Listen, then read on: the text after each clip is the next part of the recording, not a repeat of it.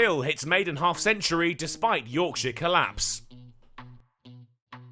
Yorkshire have the second best points total across all three of the LV County Championships groups. They're led in Group 3 by rivals Lancashire by just 4 points, but Northamptonshire are 12 points behind the Tykes and determined not to let them extend their lead. After winning the toss and electing to bat, Yorkshire found themselves in a bit of difficulty thanks to Ben Sanderson. There was 2 maidens to open up from the bowler before Lythe went without scoring in his third. Sam Northeast joined Yorkshire on a short-term loan from Hampshire, but his debut for the White Rose didn't get off to the best of starts, squared up and caught behind off the bowling of Taylor for 3. Hill and Balance looked to mount a recovery, but their progress was stymied by the weather. Heavy rain came down with the score at 38 for 2, and an early lunch was taken. But the weather wouldn't deter the pair.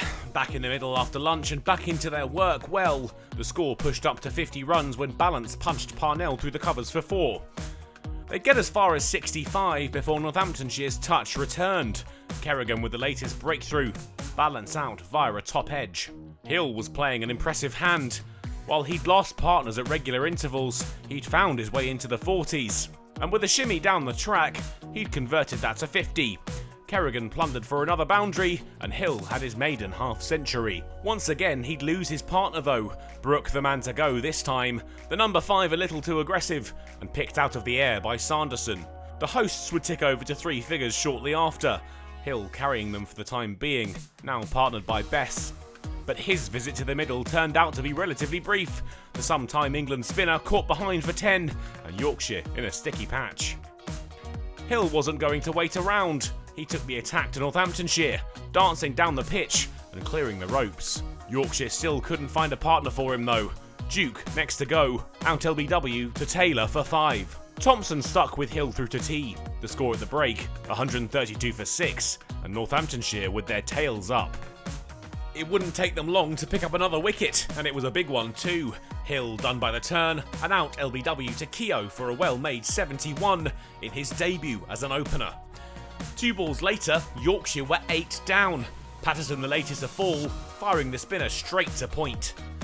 Code couldn't add to the total. 11 balls faced before he was bowled by Parnell for a duck. Yorkshire now 9 down.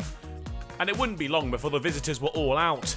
Thompson the last man to fall, LBW to Parnell. Yorkshire's first innings producing 158 runs. Not a lot for Yorkshire to look back fondly on in their first innings then.